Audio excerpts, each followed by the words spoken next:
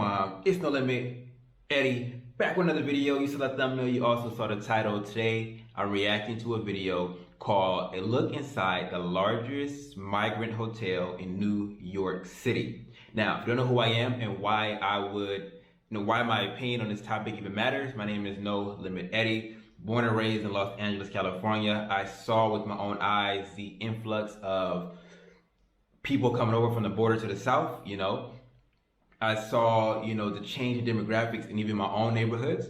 And on top of that, now I'm an American who lives abroad full time. So I've traveled a lot. Some people, you can call me an expat. Some people can call me an immigrant, right? I go to foreign countries and I live in them for months at a time. So I kind of have been on both sides of the aisle.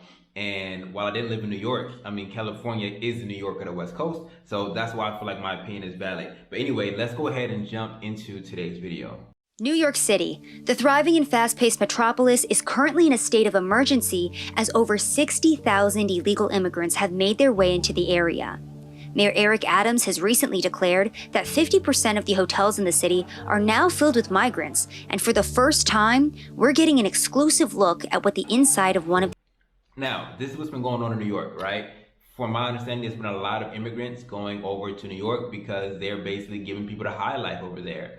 The mayor of the city, I believe, has been basically paying hotels to let them house migrants. And now it's gotten to the point where they're actually looking to pay individuals, like civilians, the people like you, people like I, who would have extra bedrooms, basically Airbnb your house to migrants, okay? That is what they're now looking to do. They're so full of, the hotels are so full that they are now looking to turn to regular civilians to say, hey, can you house migrants? We'll pay you for it. Quite an interesting thing that's going on, right? These hotels looks like. We sat down with whistleblower Carlos Arellano, who worked inside the Row NYC for the past 7 months. This hotel, located 1 block from Times Square, previously rented rooms for $500 a night. Carlos shares it is now the largest migrant hotel in New York City. So in the hotel, we have close to 5,000 migrants. It hovers between 4,800 to 5. All right. Now, they're going to talk about the Row NYC. Is one of the biggest migrant hotels in the city of New York. Now, understand this. They used to charge up to $500 per night. And so if you understand that America is a capitalist society, okay, you want to maximize your product, it's assumable that they are now getting paid more than $500 per night by the New York government to house migrants. Because why would they turn down $500 a night to make $10 a night? Wouldn't make sense. But if they turn down $500 a night to make $1,000 per night, that does make sense, right? So it's assumable that they're getting paid at least more than they normally would make, and if they're making it $500 a night, which seems reasonable for New York. New York is a crazy expensive place, and the Row seems like a pretty nice hotel. So I would assume they're making more than that every single night, right? Which is quite interesting. And the fact that that hotel is the largest one and it's housing 5,000 people, and they're saying that there's, I think they said 50% of all hotels in New York are housing migrants. So if you think about it from that perspective, there's a lot of migrants that are now in New York that are getting free housing. And who's this money coming from? Citizens of New York, right? Like, they're paying for this. They're paying for the housing of these other people. And I think that's something to really be considerate about. Like, this money doesn't just exist out of thin air. Like, this money was created by taxpayers, who these people who are illegal immigrants, if you're illegally in the country, you're not paying taxes, right? Like, if you have a job, which we'll talk about later on in the video, then you're probably getting paid under the table, because how can they legally hire illegal immigrants? Unless that's the law in New York, which New York is crazy enough to do that, they might have that type of law. But yeah, let's get back into the video. Carlos also shares that the migrants receive laundry services, housekeeping, and 3 meals a day alongside their hotel rooms. Anything you can possibly think of, it's being given to them. Around 200.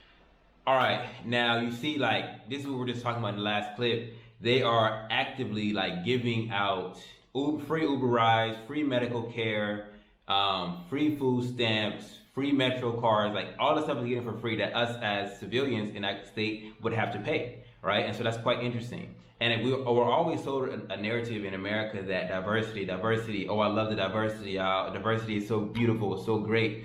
From my travels, like, I've noticed that countries who are homogenous, as in all the people are of the same nation, are more peaceful, they're more relaxed, they're more loving between one another, right? Like the Western countries are usually more diverse. Like, An American can be anybody. It can be an Asian, it can be a black person, it can be a white person, it can be anybody, it can be American. And there is no set look, there is no set identity that all Americans can claim to, and that's why it's such a divided place. Same thing with the UK, right? Like there's a lot of different ethnicities, a lot of different races, a lot of different migrants now over in the UK, and you see like knife crime is outrageous. The stealing of like New York, not New York, London, for example, is a very dangerous city now to live in, and so diversity seems to me to be a pathway to degeneracy. And so I like more so me personally to be in homogenous societies.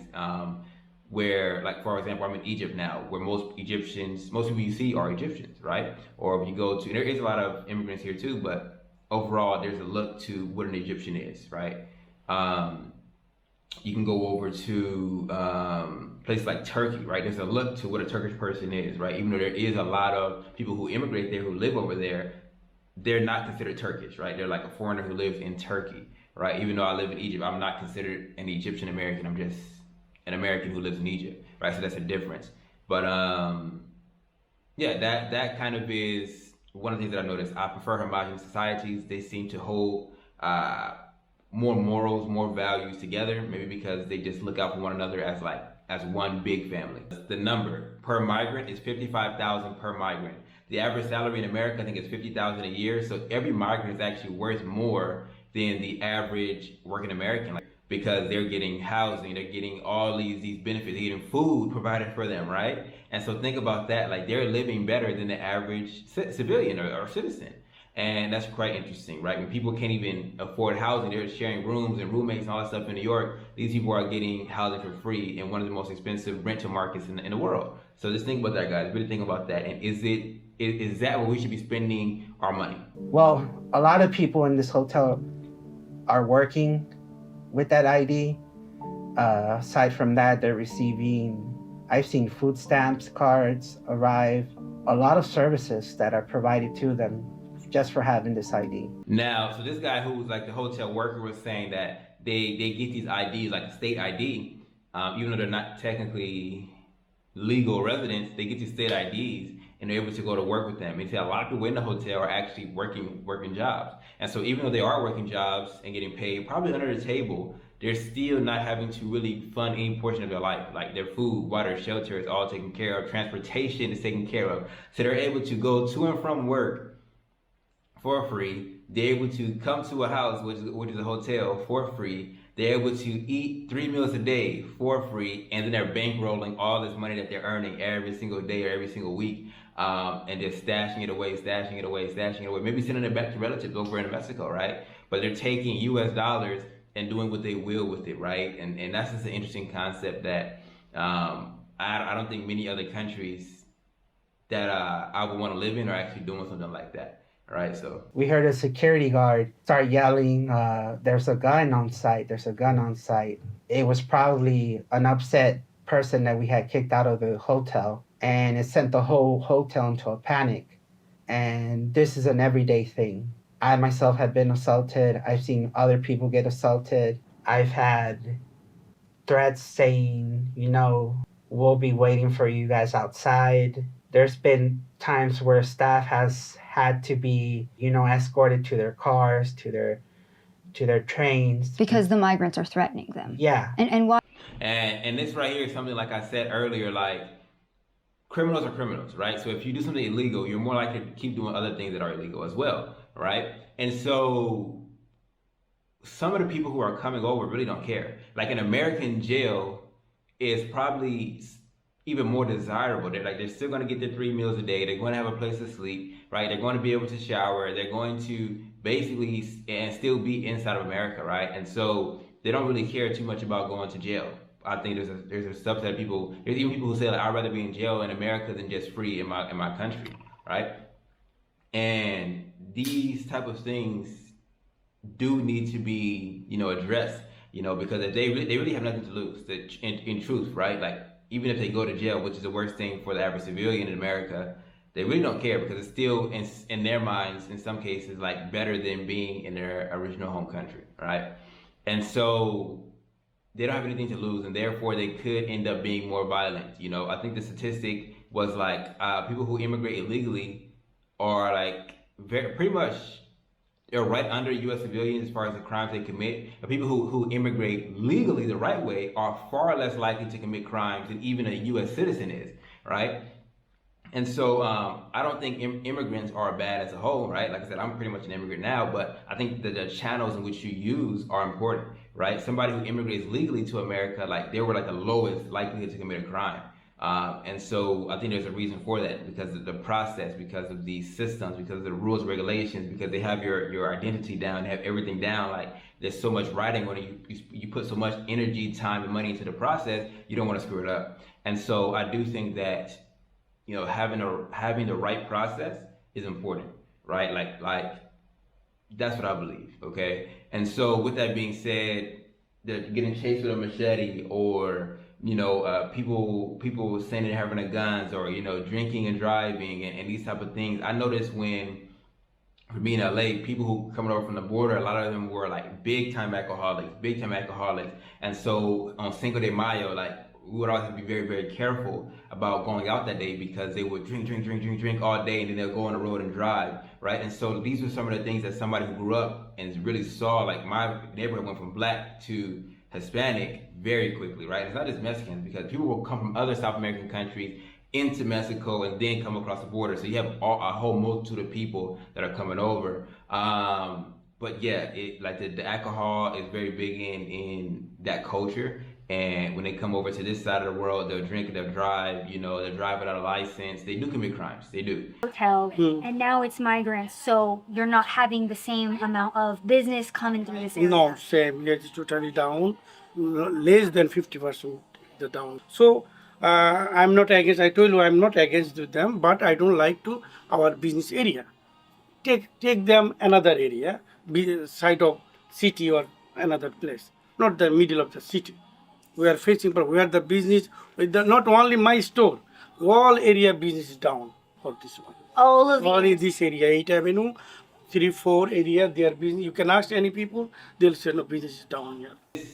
This whole immigration thing hurts the average everyday working person the most, right? Because it's the average everyday working person who's having their tax dollars taken directly out of their paycheck to fund this. $55,000 per immigrant, right? Per migrant. It hurts the local business owners. Like this guy here, you know, he had a shop that was getting, you know, he built his shop next to the hotels for a reason. Why? Well, because people who are visiting a country, visiting a city, or visiting a country, whatever it is, are going to stay where? In hotels. Okay, and if these people are tourists and they're staying in these hotels, they want touristy things. They want the I Love New York t-shirt, right? They want to go and eat the street hot dog from New York. They want to go and they eat like the things that are typical. They want to experience those New York things. And so his whole business plan was built around that being a legitimate hotel for legitimate tourists. And because those hotels no longer open for legitimate tourists, it's hurting him, right? And so this system only benefits those who are a part of it. It benefits the people who are, you know, doing the hotels. It benefits the people who are, you know, giving the medical care, right? It benefits the people who are on the inside, but doesn't benefit the average everyday civilian in those neighborhoods. I'm pretty sure a lot of families that live there are not happy that they have that their hotels are turning into migrant hotels, right? I'm pretty sure the average New Yorker is not happy that we're giving $55,000 per person away to people who are not even legally here, when there's people in New York that are suffering, right? There's everyday people who can't even afford rent that are suffering. There's everyday people who are struggling to eat food that are suffering, right? I don't think that the average person is actually happy with the amount of budget that's been allocated to this process, because what benefit does it serve the average black man in America to give a migrant $55,000? Like, what benefit does that have to the average civilian, to be honest, right? And like I said, diversity is not, I have not seen diversity improve the lives of anyone, personally. Now, you know, with that being said, that is how the world works, right? The world does not care about the small guy. Like, it doesn't really care about the small guy. It cares about the big guys, people who make the rules, and make sure that they get benefit and derive benefit from it. And so that's why with this artificial intelligence, it is going to take over your jobs. Why? Because who wants to pay for an employee when you can have a robot do the job of 10 men, right? And it's a one-time investment. Who wants to, pay for programmers, pay for coders, when they can just say, hey, this is the app that I want to build it out for me. And in minutes, it'll do what would take a team of developers, a team of coders, months or even years to do, right? And so this is why I believe that everybody who's watching this video should be getting prepared, you know, to up level and upskill themselves in this modern world. You need to have an online business. No matter what kind of job you have, you need to have an online business. You need to be making money online. You need to be, there's going to be people who use these tools and people who get used by the tools, okay? And you want to be somebody who's using the tools, okay? You don't want to be the person that's getting used by the tools. So there's going to be really three classes: people who use the tools, people who get used by the tools, and then people who create the tools. Most of us here are probably not going to be creating the tools, right? But we can for sure become the person who uses the tool, right? Who uses the artificial intelligence, who uses the robots, who uses, you know, the new technology to advance themselves in the world, so that they don't become somebody who gets used by the tools, right? And so click the link in my description, boom, boom, boom, boom, boom, the first link in there, or go to nolimiteddy.com to learn how to make a full-time income online, right? How to replace your job with an online business using the knowledge you already have and the phone in your hand, okay? This is what I do. I'm teaching you guys my exact process. This is what I do to afford to live abroad full time. I've been living abroad since I was 21. I'll be 24 here in the next few months. And so my process and my system works. You know, I got it dialed in, I got it locked in, and you know, yeah, I can help you to do the exact same thing, right? So even if you're working a full-time job and you want to start getting online income, click the link in the description and sign up for that. Other than that, see you guys in the next one. Y'all willing? Shalom.